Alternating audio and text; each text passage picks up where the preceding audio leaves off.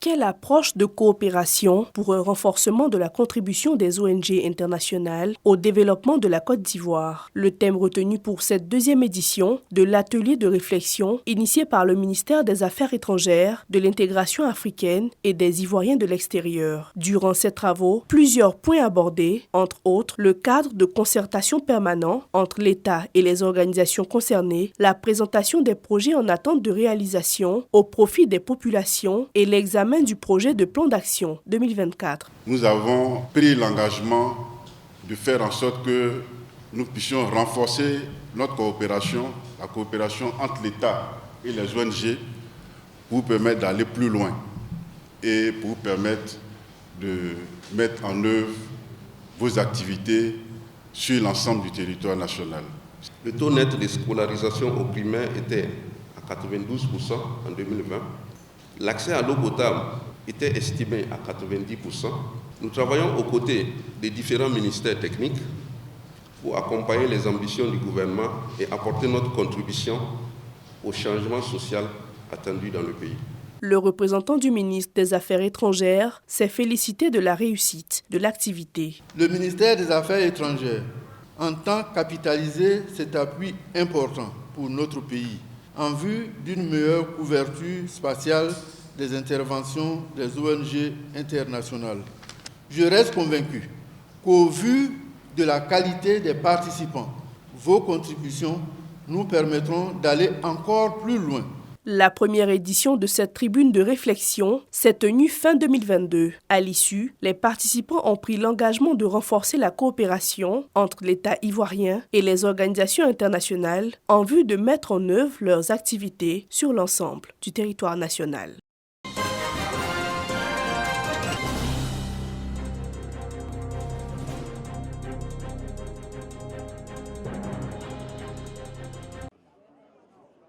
Plus de 6500 poulets et enveloppes pour les personnes en situation de handicap, les orphelins et veuves de la commune de Bouaké. Un geste pour permettre aux bénéficiaires de passer de joyeuses fêtes de fin d'année et de nouvel an. Ce don du député de Bouaké, Paul Dakio, par ailleurs premier adjoint au maire de la commune, vient redonner du sourire aux personnes démunies et défavorisées. Réitérant sa détermination à toujours soutenir les populations économiquement faibles, le donateur insiste sur la culture de la paix, la cohésion sociale et de l'union afin de consolider la dynamique de développement de Bouaké impulsée par le chef de l'État Alassane Ouattara et du ministre des Transports Amadou Kone, maire de Bouaké. Nous avons initié ce projet pour aider les populations à fêter dans la joie. Et nous prions Dieu que 2024 soit une année de bonheur pour tous et que ce geste que nous faisons soit multiplié par d'autres pour que justement tout Bouaké soit heureux pendant l'année 2024. En recevant chacun un poulet, les bénéficiaires saluent cet acte de générosité du donateur. Ça va nous permettre au moins de faire une bonne soupe pour nos enfants. Nous lui disons merci pour tout ce qu'il fait pour nous et puis nous lui souhaitons aussi une bonne et heureuse année. Ça fait à peu près 8 à 9 ans qu'on est chaque année heureux comme ça. Et quand le poulet arrive à la maison, les enfants sont contents. Début décembre, le député Paul Dakio a offert des kits scolaires aux écoliers et élèves des familles socialement fragiles, ainsi que des ustensiles de cuisine, des chaises et des bâches à plusieurs associations de femmes. Des dons pour permettre à celles-ci d'entreprendre des activités génératrices de revenus.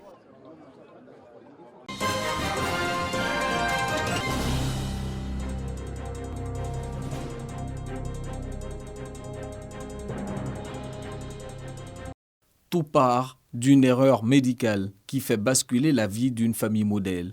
La mère, principale victime, perd la vue. Débute ainsi un cycle de calvaire pour l'ensemble de la famille, comme le raconte la fille aînée, Natacha, dans le roman intitulé « Du sable dans les yeux ». Ce roman est le premier de l'aventure littéraire de l'autrice Patricia Ekaba. Le point commun, si on doit trouver vraiment un message pour tout le monde, ce serait de dire qu'il ne faut jamais désespérer dans la vie en fait. Il ne faut jamais désespérer dans la vie parce que, quelle que soit la difficulté de la situation, on va toujours trouver le bout du tunnel. Il y aura toujours une lumière en fait quelque part et un espoir auquel il faut se raccrocher. Donc je dirais que c'est un message d'espoir, c'est un message positif. L'idée c'est de dire que même lorsqu'on a du sable dans les yeux ou qu'on rencontre un obstacle, on peut y arriver. En fait, ce qui m'a le plus vraiment ému et touché, c'est la qualité de son écriture, c'est la fluidité de son écriture, c'est la façon dont toutes les scènes sont décrites avec beaucoup d'émotion, mais aussi beaucoup de précision. Dans Du sable dans les yeux, roman de 181 pages, Patricia Ekaba tente de faire comprendre à ses semblables que seuls les yeux ne suffisent pas parfois pour bien voir.